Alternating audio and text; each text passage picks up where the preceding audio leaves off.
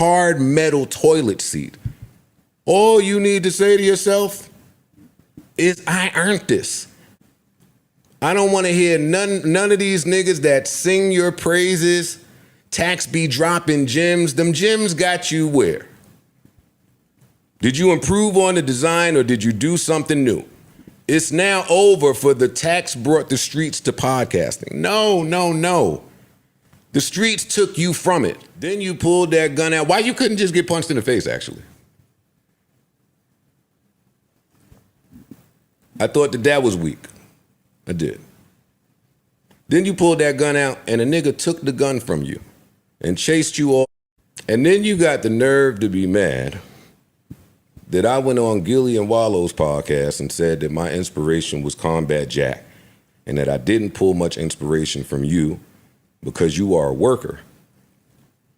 You niggas be sensitive and mad at my honest truths. Rest in peace to Combat Jack, iconic legend. It's my man and I miss him. But that's who I was talking to. And you were indeed a worker.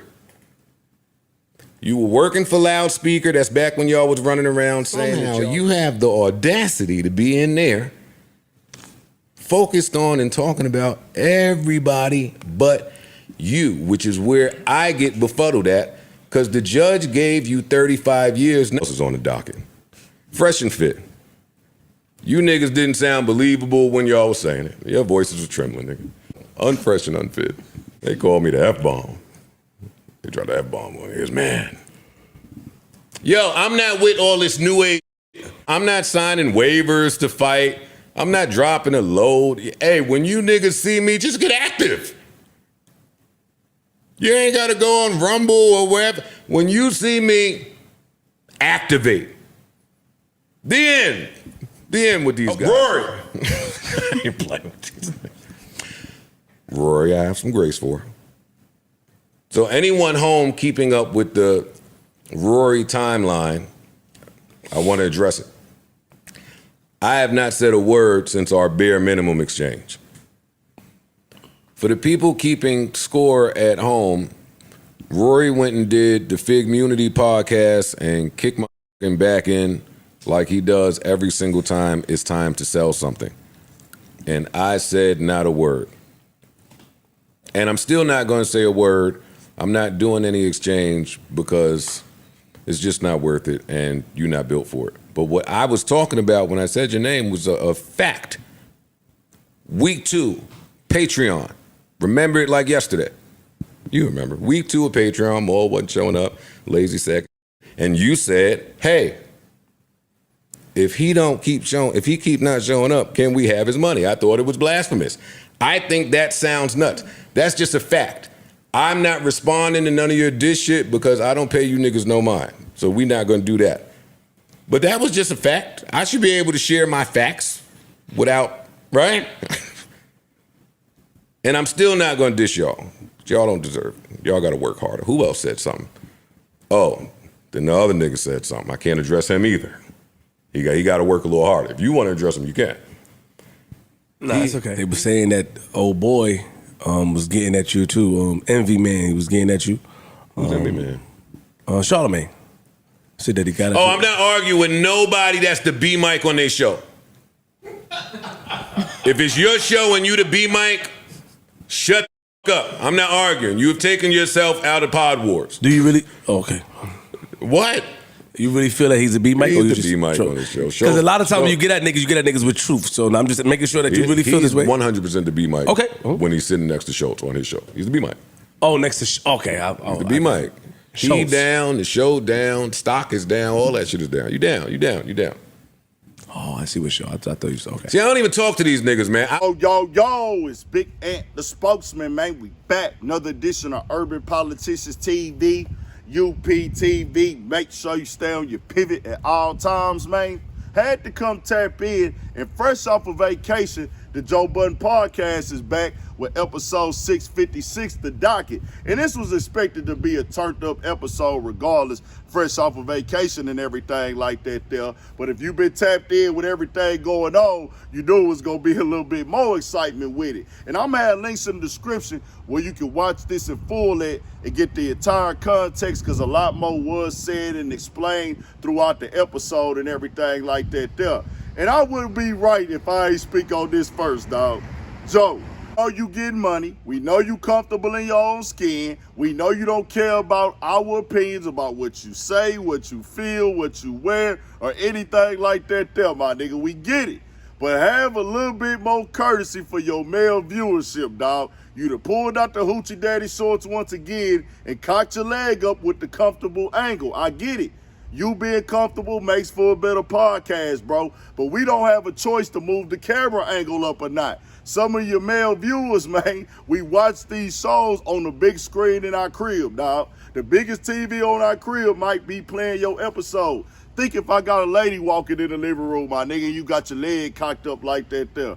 And then you took it a step further this time and you put on the hoochie daddy lime green thong sandals, my nigga. Come on now, Joe. We know you turned up, continue to get your money, bro, but you got to have some common courtesy for your male viewership at times, G, for sure. Keep doing your thing and going up, though.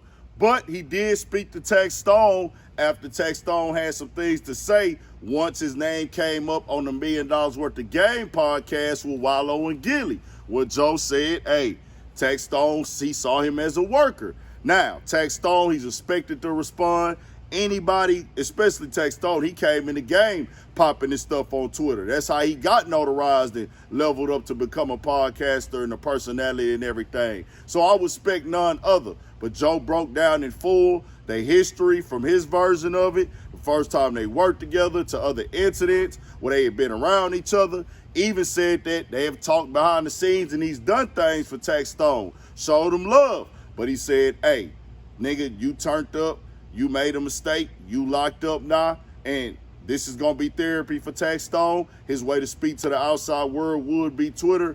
Once again, condolences to the entire family of Banger. And I don't want to see nobody doing prison time. But at times, this is how the cards are dealt. I have no say-so in that. Then he spoke to Fresh and Fit.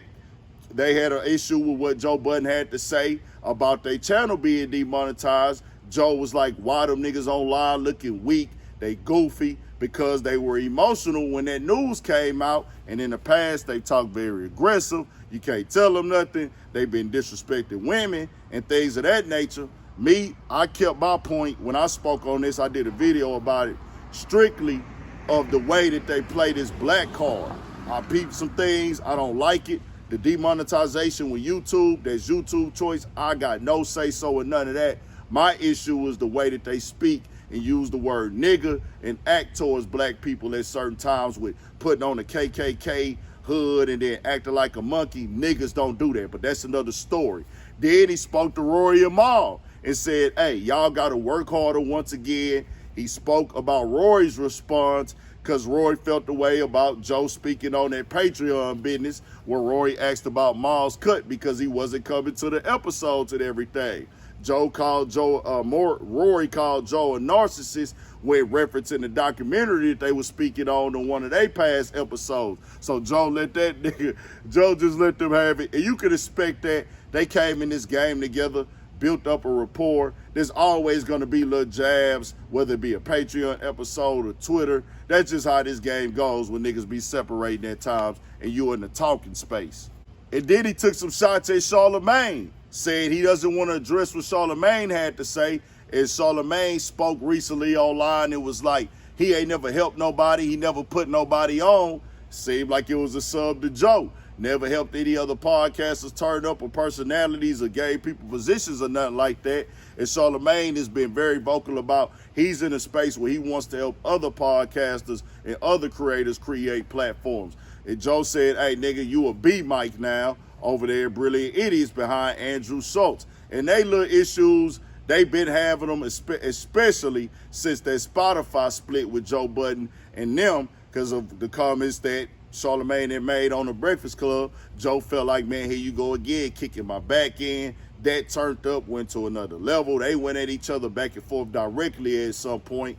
That died down, then it kicked back up again once Complex dropped their list. So I just expect them to continue to talk their noise every once in a while, especially when you have people that interview them and ask them about one another. It's going to turn into something possibly, either with a sub or a direct diss. That's just how the game go with that. And then when it comes to Loon, that's the guy he's not going to speak on. He says he needs to work harder also. So Joe just go entertain and turn it up. Real lit episode overall. The topics were entertaining also on the episode, man. And here we go. This popping noise back and forth is just part of the podcast space at this point in time.